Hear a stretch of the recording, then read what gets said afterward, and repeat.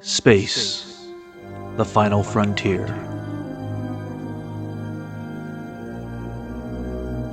Join us for a bold conversation. Our prime directive? To recap our favorite Star Trek shows, both new and old. To engage in debate about all things Trek. Prepare to energize with phasers set to stun.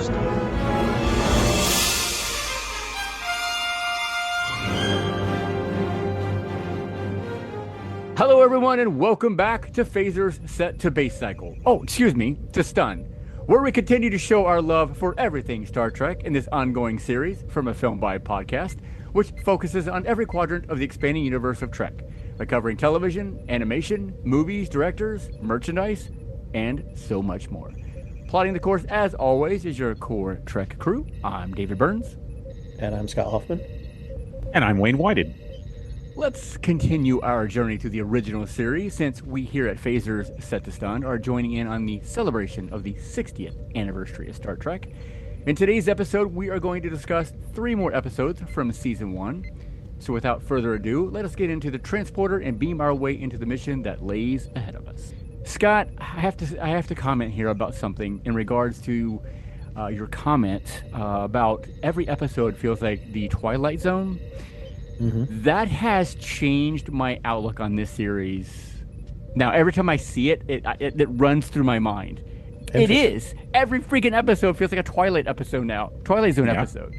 Yeah. And I can't get it out of my head now, which is fine. It gives me a new way to look at Star Trek, but I just wanted to thank you for that, because I never, ever looked at it that way until you said that.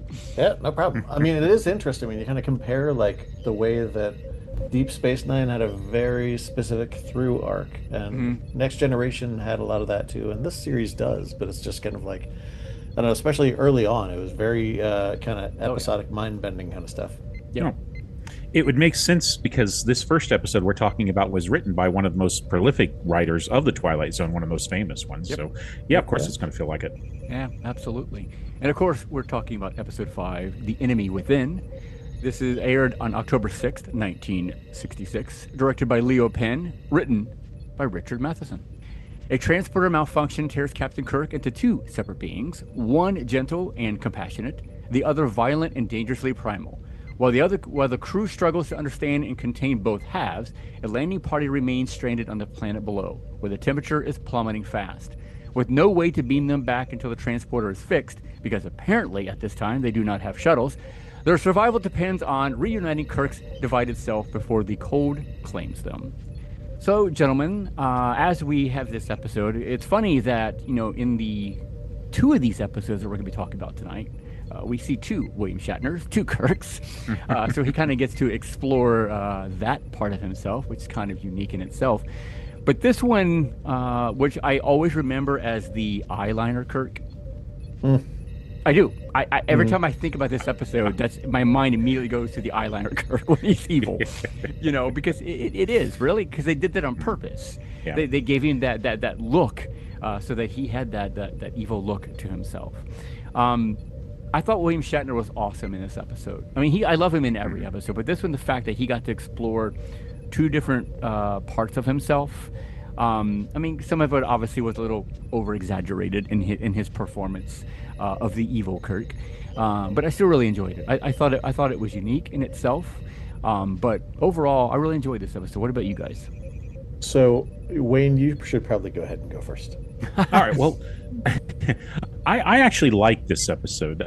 I think The Enemy Within is one of those early Star Trek episodes that really works well because it's more about the characters than the normal science fiction gimmick. We don't have any outside threats. All the threats are coming from within.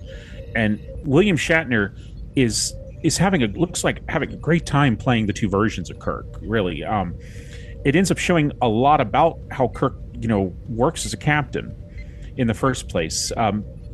Now some parts of the episode do feel a little unsettling, especially with when it comes to Kirk and Janice Rand. Yeah. But it kind of helps set that the darker version of Kirk is really unsettling.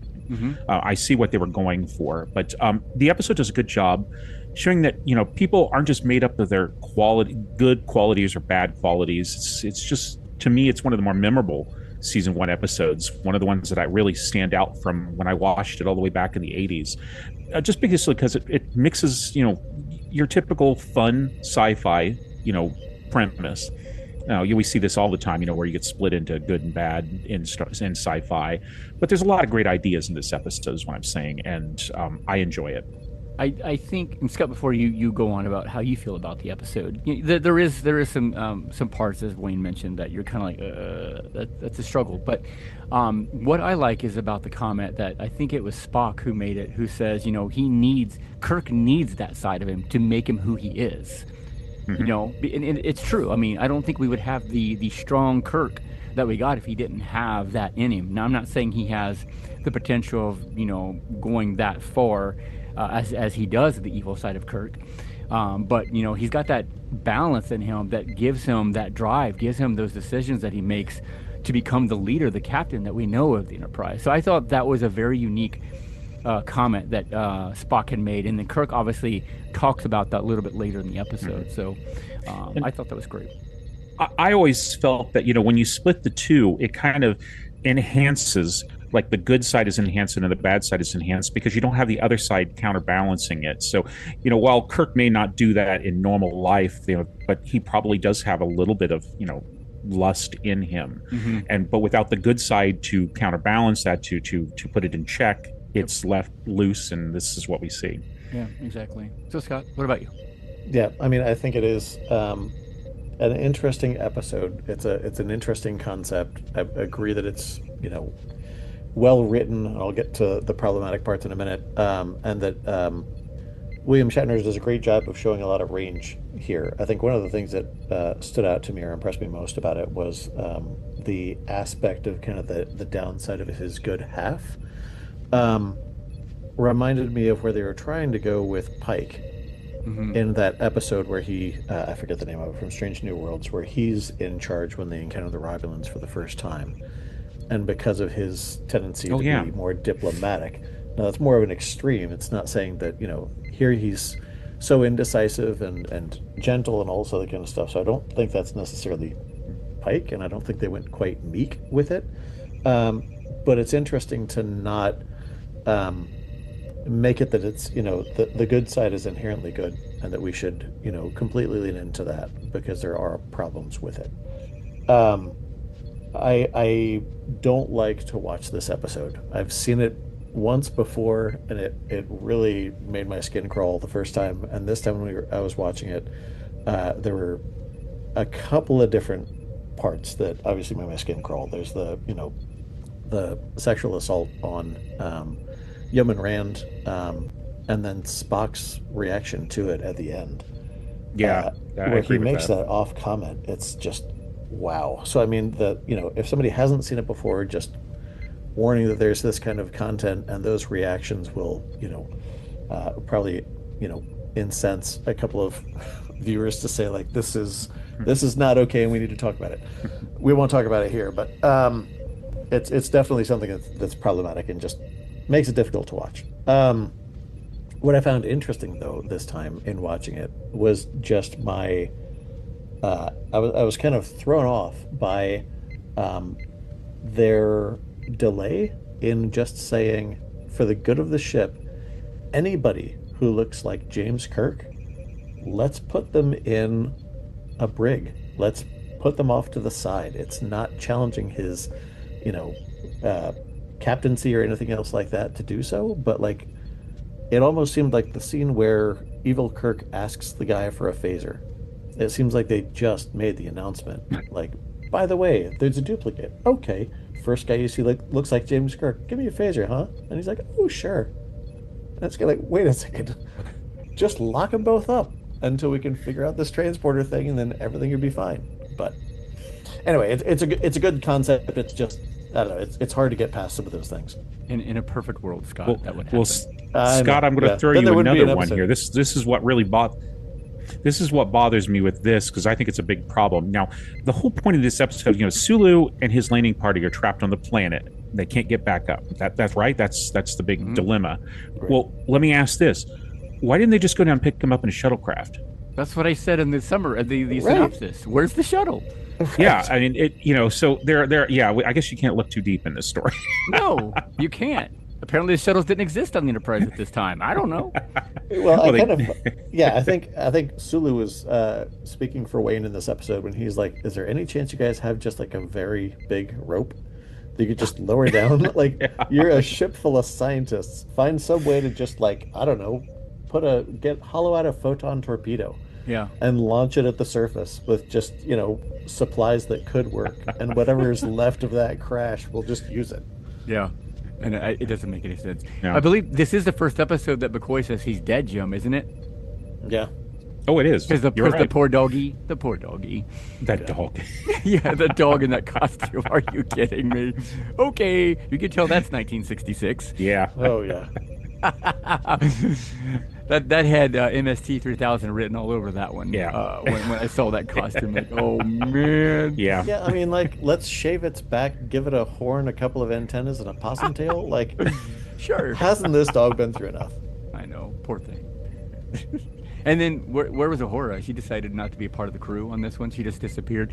It's kind of awkward how like these first few episodes, like some of the crew just disappears and we don't know where they're at. Some of the ones that could be really, really useful. Yeah. Yeah. Yeah. I also this is one of those episodes, and they probably didn't have it at the time, but is there not the capability of basically finding somebody on the ship and just transporting them onto the transporter pad? I don't think they did that yet. Okay. Yeah, I think it was just before That's that. Next Generation. Yeah. Yeah. Okay. I mean, otherwise we'd have 10-minute episodes, so sure. At least we saw Mr. Scott come to the rescue again. So hey, I mean, Yeah. he's already found his place. He's found his groove, right? He's like, I just fixed this place. Can you I know. not I just keep fixed it. fixed for a minute? Yeah. You can tell he's got the guy who comes to the rescue all the time. They have clearly already established that. Right. He's probably walking into Kirk like, look, I can't be Space Schneider for this whole thing. You gotta. Yeah. Okay. All right. Well, we'll continue on. Before we do that, let's take our first break. When we come back, we'll talk about episode 6. All right, listeners, welcome back. Where we're continuing our 60th anniversary discussion of the first season of Star Trek. We're going to continue on with episode 6, MUDD's Women, aired in October 13th, 1966, directed by Harvey Hart and written by Stephen Kandel and Gene Roddenberry. Scott, what's this episode all about? Yeah, also known as Where the Heck is Uhura Part 2. Yeah. Kirk's crew saves a matchmaking space pimp with 3 women that he's delivering to wealthy colonists, but the encounter with Mudd's ship leaves Enterprise with almost no power. The search for new dilithium brings them to a planet rich in the rare element, and eventually the answer to the mystery of Mudd's women. Problematic episode number 2. Woof. Woof. Yeah, boy, this is the 1960s. There's no doubt about that in watching this series. Oh yeah, yeah. And oh my god, the dumbfounded looks of everybody, like you could do a drinking game on how many derp faces Bones makes. Just like, go pretty. Like, snap out of it, buddy. You know, an interesting thing here that I discovered in watching this, I was actually doing research for this episode, was Gene Roddenberry planned to bring Harry Mudd back for the Next Generation for an episode, but apparently that actor passed away and they couldn't do it. Yeah. I don't. Okay. Yeah, I know, but apparently he wanted it. So I'm like, okay. Yeah.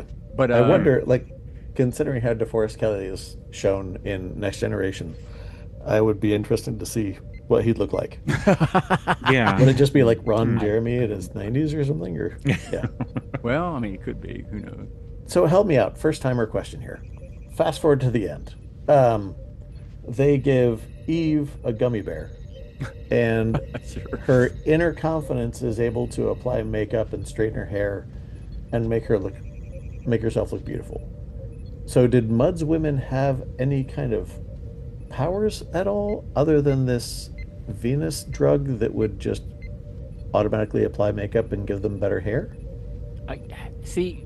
I think he had the Venus thing before, right? Before they got on the Enterprise, and then Kirk and crew discovered it and replaced it, obviously. So at one point, Yeah. the Venus medication did do that, but I don't know if maybe because they took it so much that maybe they developed the power so that they didn't need that drug anymore, maybe? I don't know, because I was kind of confused by that too, Scott.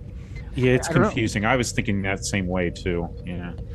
It also kind of brought me back to a previous episode, the man trap, because it almost seemed like they were kind of implying they've got these, powers to kind of like hypno-seduce men or something like that, just to get them all make them all idiots like Bones. Sorry, it was just drooling so much. It was fun to watch Spock.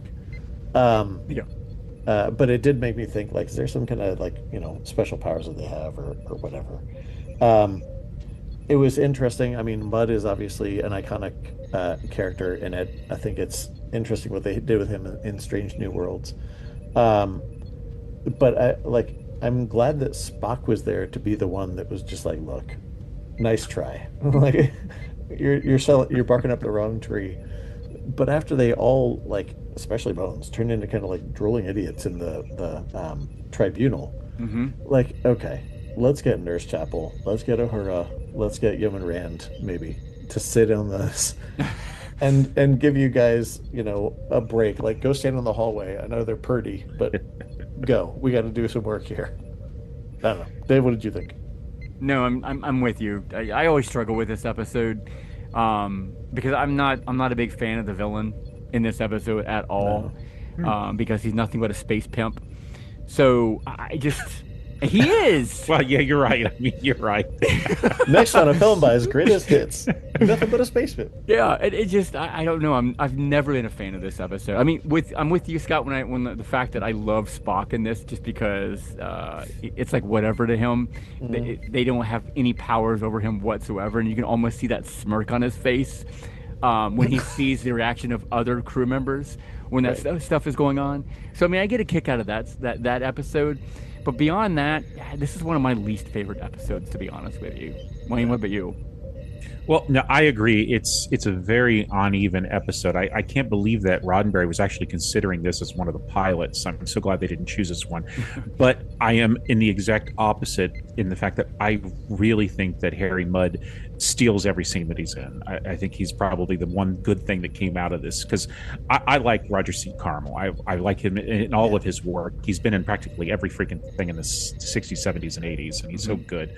And I like his character here. And of course, he comes back. And there are some interesting ideas here. The whole thing about beauty and confidence, but it's just so dated, so 1960s. And it's 1960s commentary is what it is. There's that message, but I'm not going to call it. It's definitely not one of the strongest episodes. It's probably one of the weakest. But I think Harry Mudd's personality and his weird mix of comedy and is just, it kind of makes it memorable for me a little bit. Definitely one of the weakest for the season. I mean, I'm not going to take anything from his performance. You're right. I thought he did a great job as Mudd. Being a trickster, and again going back to being he's a space pimp. But beyond that, I thought he did a really good job. And if this was his only appearance, I would agree 100%. But the fact that I know he comes back a couple of other times, and I see all of it all together, kind of lets me look past some of the things that he's doing in this episode, if you understand. No, absolutely. Yeah, I'm with you on that for sure. I like Bud's mustache more than anything. But he does a great job. And Dave, interestingly enough, a 1986 connection. He was apparently the voice of Cyclonus and one of the Squinason leaders. Yeah. Yeah. Okay. I'm not going to watch that movie the same way ever again.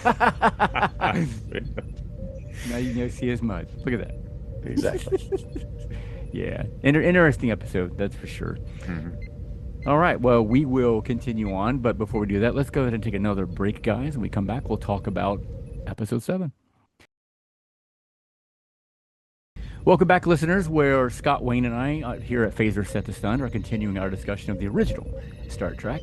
We're going to continue with Episode 7, What Are Little Girls Made Of? aired October 20th, 1966, directed by James Goldstone and written by Robert Bloch. Wayne, tell us about this episode. Captain Kirk and Nurse Chapel travel to the frozen world of Exo-3 to find Dr. Roger Corby, only to discover that he's been using an ancient alien technology to create androids, including duplicates of people, and that his assistant and allies are artificial beings.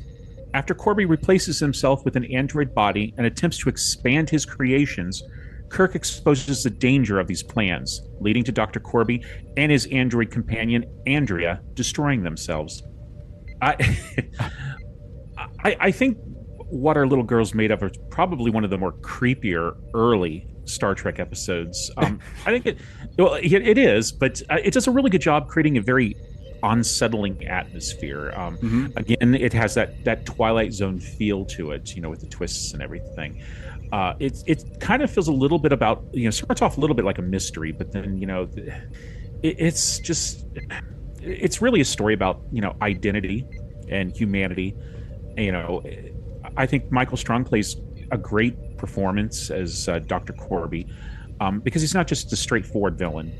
He comes more across as someone who's convinced himself that giving up his humanity is progress, which we all know is not. That's been done over and over through many different sci-fi shows and movies. I like the episode for one thing because it gives Nurse Chapel some very important character moments. Agreed with that. She's tied very specifically to this story. I like that it's one of the more atmospheric moments. It's definitely probably the best episode with her in it. But it is an awfully slow episode in my opinion, and that really makes this hard for me to watch. Yeah, I completely agree with that. Nemesis Enforcer running around, aka Lurch, doing his thing. I swore it was Nemesis Enforcer when I first saw him. But beyond that, That's a good call. It really, after watching this episode for this last time, it really made me think about this is where Noonan Soong came from in Data. But the creation, you could see when Gene Roddenberry was creating The Next Generation, he clearly thought back to this episode and developed Data from this. It's the way I felt anyway, because there's a lot of similarities here with those episodes that we learn later on about Data, obviously, so I definitely see that. Yeah, the episode was kind of, again, you can tell it's the 1966 kind of vibe going on here, where, kiss me to Kirk and those kind of things, and like the giving the commands of her to kiss Kirk and slap Kirk, and, it's kind of like, and not to mention the wardrobe, of course, of her, but it's like, whatever, it's 1966, but, man, these three episodes are... I know. I was just thinking, like... I love that. What was the costume? William Thies. I think he was really going for some weird futuristic outfits, and I love that. I love the fact that they were trying that. I have to say, one of the things I really busted out laughing at that probably was not supposed to be funny when Kirk does that roll to get... I'm like, are you kidding me? This is parkour. Yeah, parkour is what that is. So I literally bust out laughing at that. I haven't seen these episodes in years, so clearly some of it's like, oh, I had forgot about that happening. So, but yeah, I still enjoyed it. Don't get me wrong. I may pick on a little bit, but I still am a huge fan of the OG Star Trek. But I'm curious what Scott has to say, since he's kind of our first timer through this stuff. Yeah, so I mean, definitely a lot of callbacks, and definitely it's hard to watch something like this without thinking of Data or any of the other, particularly the episode in Next Generation where there's somebody who kind of puts his consciousness into Data. It seems like this is almost like the the schizoid man. Right. Yeah. It'd definitely be interesting to kind of look at, the development of cybernetics throughout the canon, to say, like, were there variations on this? Did Soong look into what was being done here, where it's a completely different technology? Also kind of reminded me of Batman the Animated Series Heart of Steel with Hardak and the replicants that can't quite tell themselves from from the real thing, which is where I thought they would go when they made the awkward, let's clone naked Kirk on a Lazy Susan for some reason. But yeah, Nurse Chapel has a great range here. Majel Barrett does another amazing job. It's hard not to watch this episode through a Strange New Worlds lens first. Yeah, because of knowing Roger Corby. And I was like, oh my God. I mean, he was all right in Strange New Worlds. Has he really become this much of a jerk? Like, Yes. But seeing that, what eventually happens, and Ted Cassidy was just a delight to see as Rook, doing his Beyond Lurch kind of moments. I'm glad they didn't just make him a big bruiser. They actually made him intelligent. There were some times when he almost had some kind of Vulcan undertone. I did think it's kind of interesting, like, it's interesting, like the Batman 66 kind of technology that we're dealing with here. As they're making this very specific process, they basically just have these brightly colored dials with no numbers, no whatsoever. It's just like, maybe a little bit more here. Like, what exactly is that supposed to do? Well, look at the Bridge of the Enterprise. It's the same way. I know. I was thinking the same thing. And I love the first time that Chapel sees Andrea and just gives her that look up and down, like, who the hell is this tramp? Like, I'm coming down here to see my long lost fiance, and first person that walks out is, Sports Illustrated swimsuit model. So probably not Roger's best choice to say, like, look who I created first, for no reason. Yeah, probably not. But Kirk does another great job of that kind of duality and, which one is real. Yeah. So interesting, but I agree with Wayne, a little bit slow. Yeah. And again, no McCoy, no Sulu, no Scott. Like, where's this crew disappearing to, for crying out loud? And the shuttles are still in the shop. And the shuttles are still in the shop. Yeah. No idea. Don't get it. But it is what it is, I guess. I don't know. I did find it humorous when Kirk was getting thrown around like a rag doll by Nemesis Enforcer. I thought that was very cool. That had to be fun. Oh, yeah. Like, just filming that had to be like, wait, I didn't get that right. Let me lift Shatner in the air again. Yeah. How many takes did they go through on that one? For sure. Exactly. Right? I don't know. But yeah, I Nurse Chapel was fantastic in this episode. It was nice to get to see them explore her character. And I believe we find out here some background from her that they use in Strange New Worlds, don't we? About her, why she's on the Enterprise, or that decision. Yeah. So I'm glad that they went that route, because when you see it in Strange New Worlds, you're like, did that ever come up? And clearly it did right here. It is proof. Yeah. What I'd forgotten is how early in the series this was. It rather surprised me that they're dealing with this character this early. Yeah. Which is a good thing too. So, yeah. And if my understanding is, I know we're not to the phaser facts yet, but the last episode, Mudd's Women, wasn't Majel Barrett the voice of the computer? Yeah, I think that was she was. Yes. Yeah. So it's kind of neat that we're already seeing that happening, because obviously we know she's the voice of the Enterprise in the Next Generation. So that's really neat to see that they were already doing that and establishing that. I'm like, geez, I didn't realize how far advanced they did these kind of things, Yeah. But see, this is why going back to revisit these kind of shows, because first off, you probably don't remember, or you didn't pick up on it, but going back and rewatching it, you're realizing you're starting to put all the pieces of the puzzle together where that stuff was born. Yes, that's the way I'm feeling right now too. It's great to watch, especially this episode, since we got season 4 of Strange New Worlds coming up, which continues that Roger Corby storyline. Yeah.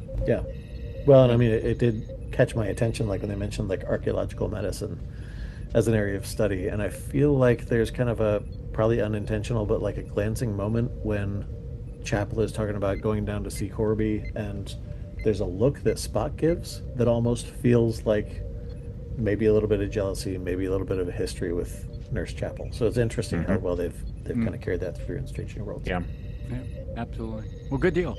All right, well, let's get to some of our favorite portions of this episode. Which character shined the most? Scott, I'm going to let you go first. I'm going to say Nurse Chapel.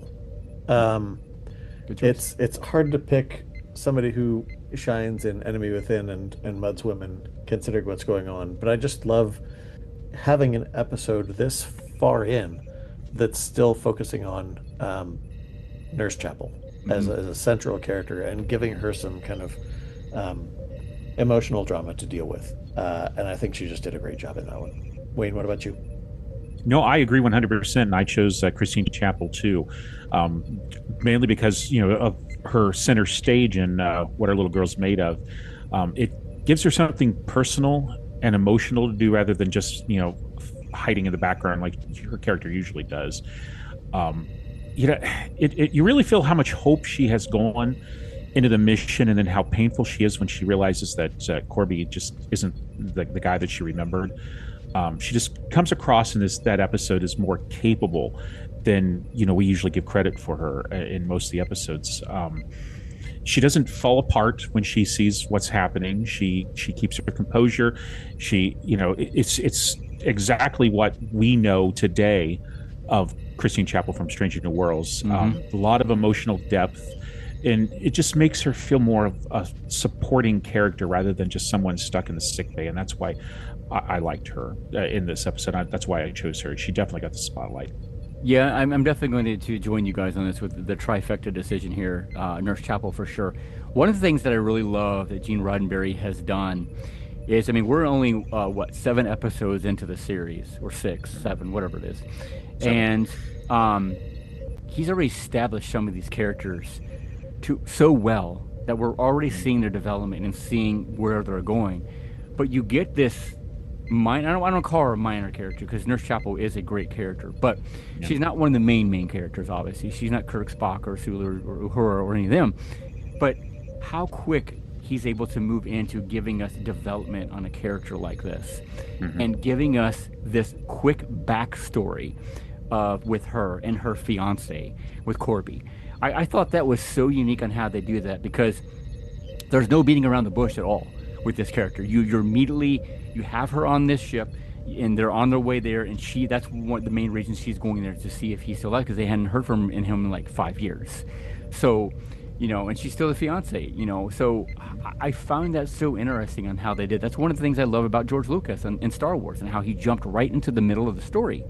You don't need to start at the beginning, right? You don't need to do that. You start in the middle of it, because that keeps your audience guessing and trying to figure out what's going on, and trying to figure out what happened. And it really involves you into the character. And I think that's what made Nurse Chapel so intriguing and so interesting, and just pulled you into that character in this episode. So by far, I agree with both of you on this. Nurse Chapel was fantastic in this episode, and clearly the one that shined the most of all 3 episodes.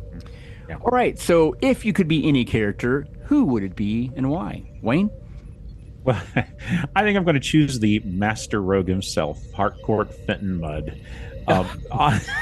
Go with the villain again? Of course. Honestly, the best thing about Harry Mudd is just how much fun he was, and how much fun he was to watch. He's completely shady, and he's lying the whole time, but he's so confident in himself and full of excuses that it's really hard to not enjoy him. He's so over the top. It feels like Mudd is always trying to sell you something, and when everything's falling apart around him, he don't care. He knows he can get himself out of that. I just like the idea of traveling the galaxy, coming up with crazy schemes and wild ideas, and just living that carefree life of the rogue. I'll do that. Wayne Space Pimp Whited. Here we go. With or without the accent, Wayne? Well, I'll take the accent, of course. I'll grant you that if you can answer the question as to when did he bake up that alternate personality? Because the Mudd's women were like, what are you doing? What is this voice? All right. Okay, we're leading into this, I guess. Wayne, for your cosplay for the next convention, you need that mustache. Okay, there you go. Oh, I can do that. Just get the wax. I can do that. Yeah, good deal. Scott, what about you? All right. Well, if Wayne can do it, I can do it too. I'll be Ruck. Oh, look at you! Wow. I was gonna say Scotty, because he's not necessarily mixed up in any of this mess. He's just trying to fix stuff. But Ted Cassidy is so fun, and he's got that. I don't know how much of that outfit was padding or how much of it was him, but just like the times when he gets to pick up Kirk like he's a rag doll, like we don't see that very often. That's a lot of just brute strength, and it seemed like he had a lot of fun in that episode, aside from dying. But that's the bad part. Yeah. Dave, what about you? So I'm going to go the complete opposite direction of both of you, and well, maybe not, kind of. So I'm actually going with the miner that rescues Eve. Okay. because first off, he's a sleazeball kind of at first, right? He is. Let's admit it. But when he realizes how good he has it with her, he becomes the hero because he goes after her to rescue her, to bring her back to safety.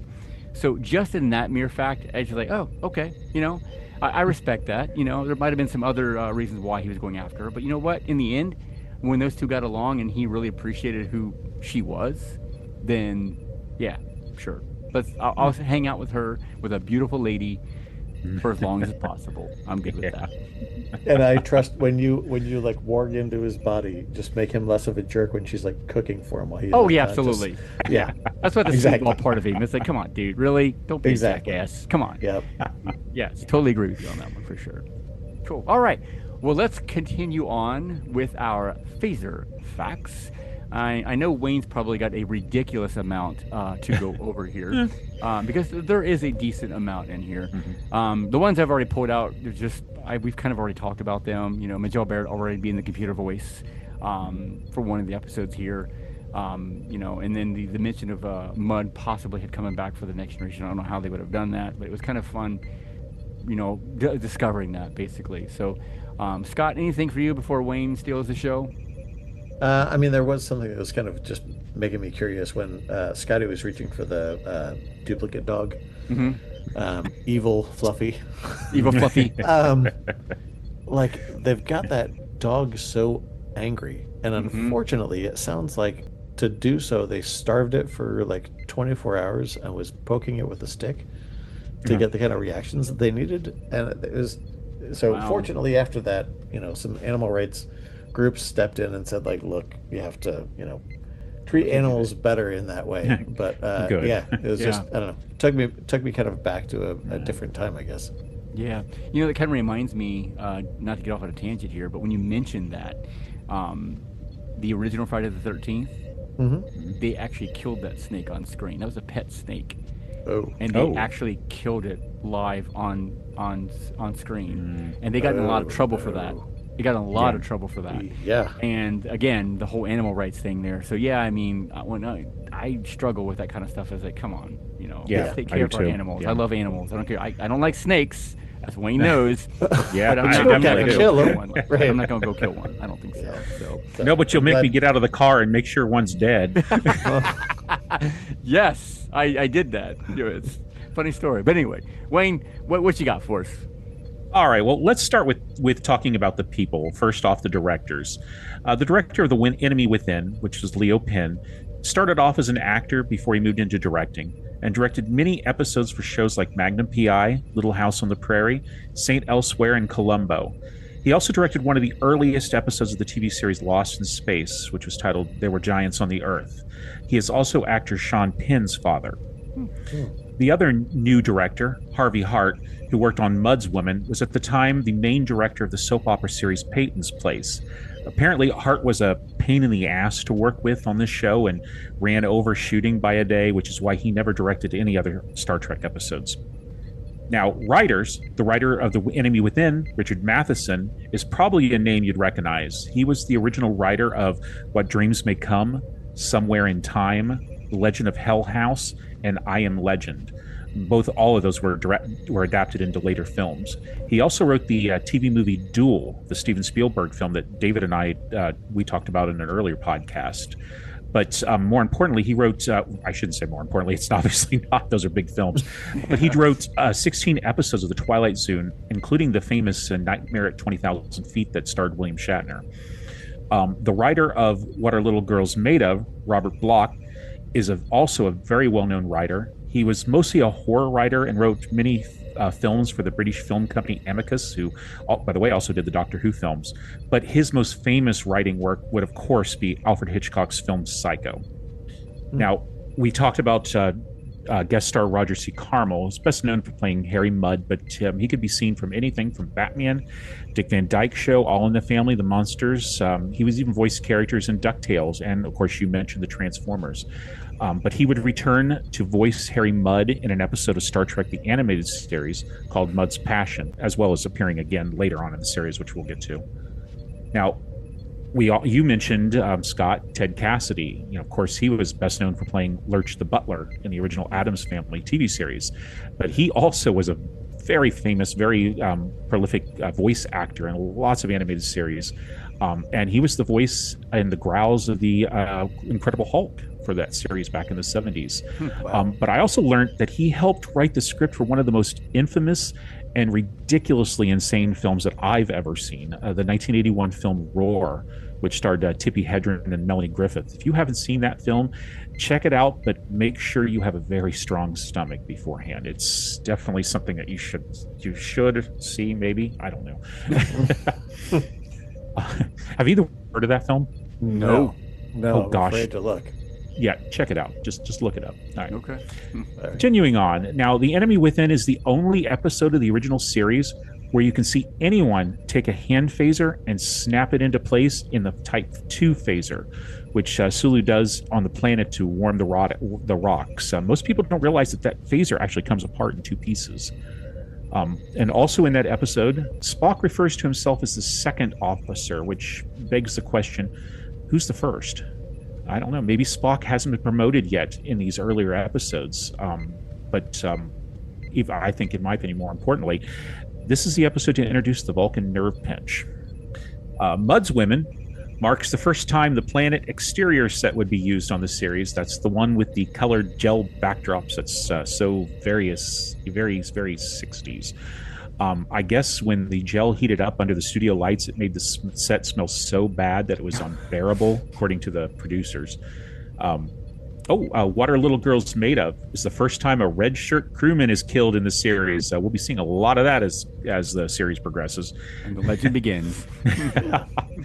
And of course, we talked about Dr. Roger Corby and that his story is being fleshed out in the most recent episodes of Star Trek Strange New Worlds. Don't forget that series premieres its 4th season this year on July 23rd, and we'll be seeing more of the character of Corby and his relationship with Nurse Chapel continue.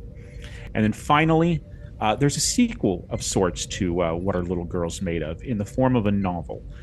The book Double Double, written by Michael Jan Friedman, was published in 1989 as number 45 of the original Star Trek series novels.